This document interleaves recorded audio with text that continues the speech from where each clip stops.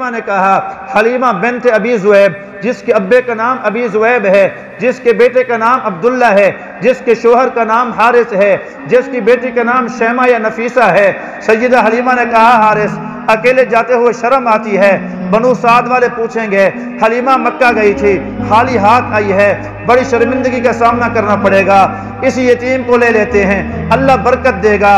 ساری عورتوں کی نظر مال پر تھی، حلیمہ کی نظر رب اعلیٰ پر تھی، رب الاعلیٰ پہ نظر کرتے ہوئے توکل بھروسہ کرتے ہوئے گئی، دستک دی، دروازہ کھولا، پوچھا بچہ ہے؟ سیدہ آمنہ نے جواب دیا بچہ ہے پر یتیم ہے۔ کہا سن کے آئی ہوں، کہاں ہے؟ کہا وہ سویا پڑا ہے۔ گئی، کہا میں نے دیکھا ایک ریشمی سبز کپڑا تھا، اس سبز کپڑے کے اندر پاک پیغمبر جلوہ گر تھے، پاک پیغمبر کی نور کی لاتیں میں نے دیکھی، سورج کی کرنیں آپ کے حسن کو دیکھ کے شرما رہی تھی، پاک پیغمبر کے لب پہ میں نے مسکراہٹ دیکھی، حسن اتنا تھا کہ حسن نکھرتا جا رہا تھا، دل کرتا تھا میں دیکھوں، پاک پیغمبر آرام میں تھے، میں نے اٹھایا نہ کہ اتنا پاک پیغمبر کو اٹھاؤں گی تو نیند سے بیدار ہو جائیں گے۔ سیدہ آمنہ سے مخاطب ہوئی، آمنہ نے پوچھا کون سے قبیلے سے ہے؟ میں نے کہا میں حلیمہ ہوں، میں بنو سعد کے قبیلے سے ہوں۔ حلیمہ کا معنی بردبار، بنو سعد کا معنی ہوتا ہے سعادت مندی والا، خوش نصیب قبیلہ، تیرا خوش نصیب قبیلہ، تو بردباری والی عورت ہے، میرا بیٹا محمد ہے، اور محمد کا معنی جس کی ساری تعریف کرے، جس کی مخلوق نہیں خالق تعریف کرے اس کو محمد کہتے ہیں۔ اس بچے کو تو رکھ لے، ہمارے پاس دینے کو کچھ نہیں ہے۔ دیکھ کے آئی تھی ساری عورتوں نے کھجور کے تھیلے اٹھائے ہوئے تھے، کھجوریں کھا رہی تھی، فاقے کے بعد جب کھجوریں کھاتی تھی شکر پڑتی تھی۔ حلیمہ کو ایک کھجی نہیں ملی، ایک لقمہ نہیں ملا، ایک درہم نہیں ملا۔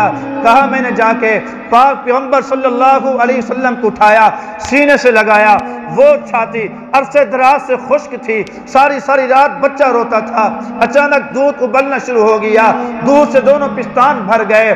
آپ مجھ سے سوال کریں مولوی صاحب، پہلے پیغمبروں کو اللہ نے، نبیوں کو اللہ چاہوں کہ گھرانوں کے اندر پالا، موسیٰ علیہ السلام کو پڑھو، موسیٰ علیہ السلام بادشاہ کے گھر کے اندر پڑھے، جناب یوسف علیہ السلام کو پڑھو، یوسف علیہ السلام پلے، فرعون مصر کے گھر کے اندر پلے، باقی نبی تربیت پاویں بادشاہوں کے گھر کے اندر، پاک پیغمبر تربیت پاویں ایک غریب عورت کے گھر کے اندر۔ میں جواب دوں گا میرا پاک پیغمبر بادشاہ کے گھر کے اندر تربیت پاتا، لوگوں کو پاک پیغمبر کی خوبیاں کیا سمجھ میں آتی، پاک پیغمبر کے وجود کی برکتیں کیا سمجھ میں آتی؟ لوگ کہتے بادشاہ کا کمال ہے، بادشاہ نے اتنا خرچے کیے ہیں۔